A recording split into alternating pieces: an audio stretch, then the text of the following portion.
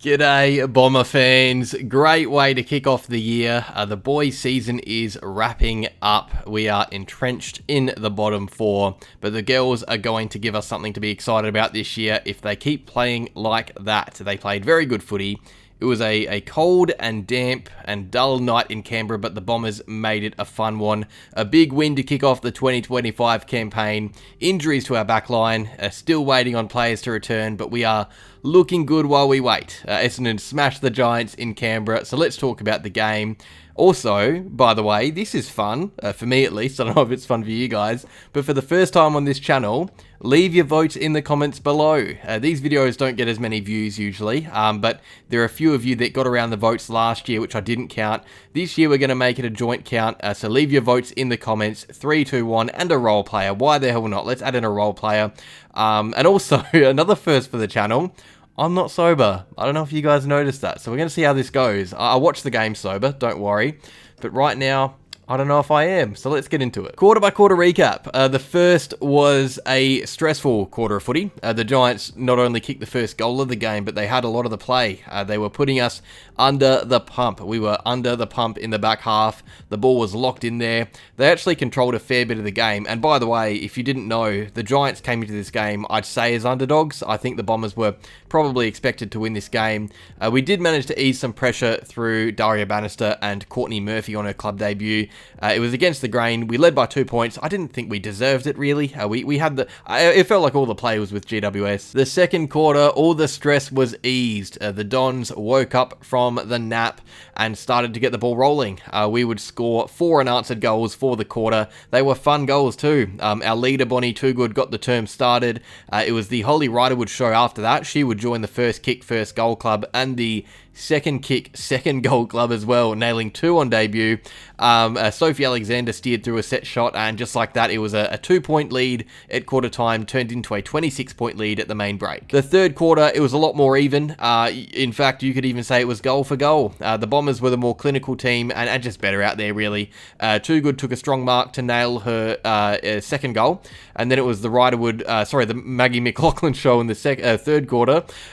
She bobbed up for back-to-back goals, kicking 2 goals in the third quarter. The second was a lovely drop punt from the boundary, by the way.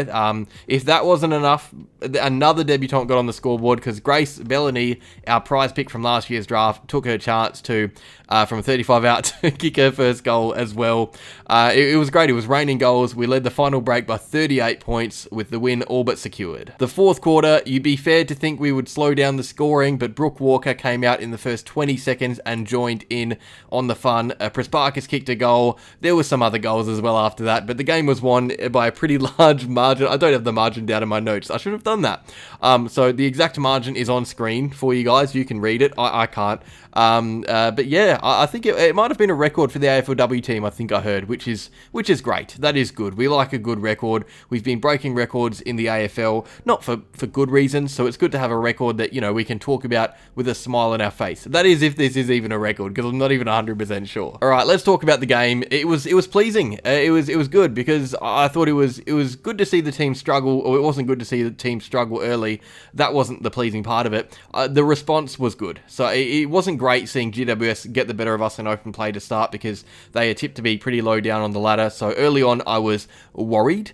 But after quarter time, we absolutely smashed them. It was a comprehensive team victory after the quarter time break. I thought this would be a stressful game of footy early, which is, I don't like being stressed. But in the end, it was a massive win. And the thing is, right, like if the Bombers want to make finals this year, we not only have to bank in these wins, but bank them in hard and make teams pay on the scoreboard. This is a 12-goal game season in the AFLW. There are going to be so many teams equal on wins outside of the 8. It's eventually going to become a bit of a percentage battle. So I think by the time the night ends, Essendon are, I think, first or second on the ladder to end the round, and that is a great little platform going into a game against West Coast. It's perfect. We can't just be winning these games. We've got to be putting teams to the sword if we want to play finals, and that's what we did. This was, in every sense of the word, a statement win. You can only beat who's in front of you. We were expected to beat the Giants, but I think beating them as comprehensively as we did is what impressed me quite a bit as a fan. So the stats, we had 8 more inside 50s after probably being down quite a bit at quarter time. Plus 42 disposals, plus 23 contested possessions. Much more of the footy, but turned it over less, which is always good. I will say their goal kicking helped us out a bit, GWS. Like they missed some absolute howlers out there. It probably shouldn't have been as big a margin as it was, but I think we were clearly the better team. GWS fans would agree. If you're a GWS fan out there watching the video, let me know. Let me know what you think. But I think we controlled pretty much every aspect of the game. I was trying to combine facet and aspect of the game. And the cool thing is the fact that we're still missing really important players to our system. We're hopefully at some stage this year going to get Matty Gay back, Brooke Brown, Steph Wales. Like these are big players that we're missing. Even without them, we're good enough to absolutely smash teams. And that was the worry for me, because I said in the season preview, this is a game that we just simply had to win, because it was only going to get tougher from here. And if we lost, we had to be playing catch-up footy. But there is no catch-up footy to be playing next week, because we are now ahead of the pack at round 1 and have a favourable opponent next week, who I'll talk about later in the video. And something else that was cool is it wasn't just one player doing the work. Like, I think a lot of the time last year, it was Matty Prespakis or Bonnie Toogood, or just players, carrying the team on their shoulders, but it felt like a real team performance in a lot of ways. So it's pretty hard to pick votes. And remember to leave yours in the comments below, by the way. Chuck your votes in. But yeah, there were plenty of good performances. So, even cameos, like players bobbing up for a quarter or two. So we had 10 different goal scorers. In my notes, it has 100. I'm just going to assume it's 10. We had 10 different goal scorers. You had debutants really pitching in. Ryderwood kicking 2 from 15 is incredible. Maddie McLaughlin settled into her role really well. Courtney Murphy in the ruck.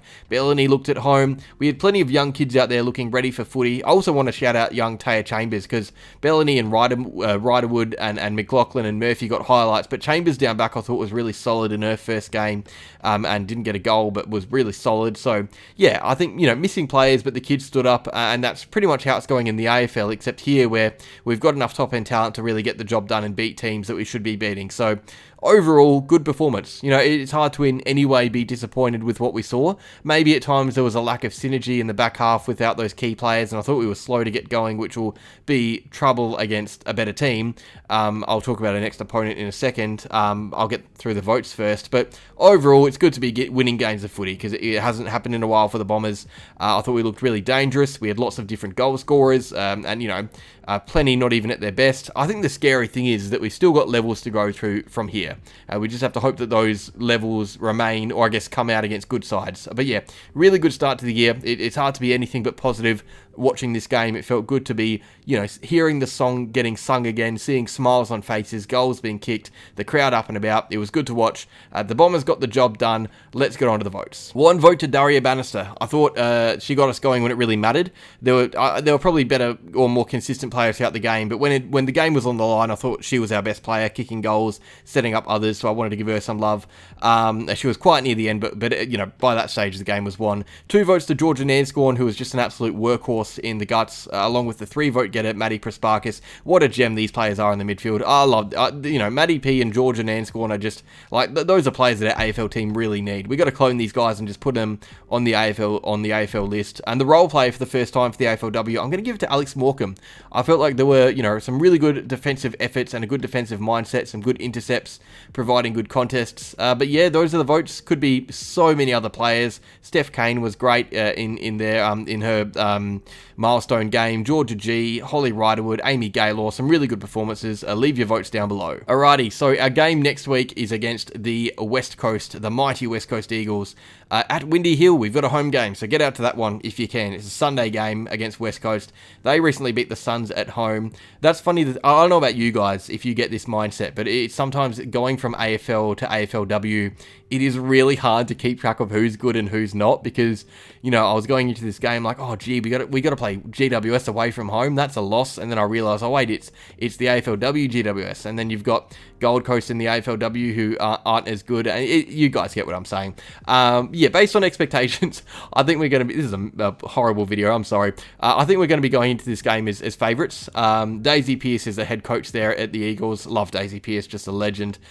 Big brain, but I'm backing in the Bombers under Natalie Wood to get the job done on a hopefully nice Sunday afternoon for you guys at the game.